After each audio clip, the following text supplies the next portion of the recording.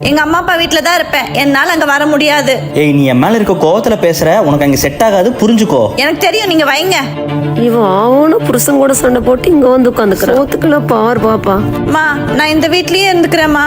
இது உன் வீடுமா, நீ இருமா. என்ன புருஷன் கூட சண்டை போட்டு வந்துட்டியா? ரொம்ப தப்புமா. சம்மந்தி வீட்டுக்காரங்கள நம்மள என்ன நினைப்பாங்க? ச்சே, உங்களை நம்பி வந்தா என்ன தண்ணி தொளிச்சு விடுறதுலயே இருங்க. அவனா புருஷன் கூட சண்டை போட்டு வந்து நிக்கிறான்னா. புருஷன் சரியில்லைன்னு பாவ பொண்ணு என்னமா பண்ணும்? அப்படி சொல்லுங்க மாமா, நீங்களாச்சும் எனக்கு சப்போர்ட் பண்றீங்களே. அப்பாடா, இந்த குடும்பம் நாசமா போயிட்டு இருக்குது. இப்பதான் நிம்மதியா இருக்கு. நீ எல்லாம் அவனை தேடி போகாதம்மா, தேவையா இருந்தா அவனை தேடி வரட்டும். நல்லவனா இருந்தா என்னத்துக்கு வந்திருப்பான்ல. அம்மோ, வா நம்ம வீட்டுக்கு போலாம். என்னால வர முடியாது, போங்க.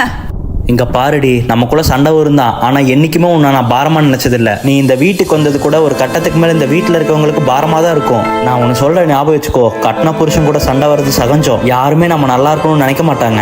அது பிறந்த வீடா இருந்தாலும் சரி. உண்மையாவே உண்மையில எனக்கு அதிகமா அன்பு இருக்குடி, அதுதான் சண்டை வருது. நம்ம 1000 சண்டை போட்டாலும் இவங்க முன்னாடி நல்லா வாழ்ந்து காமிக்கலாம். வா.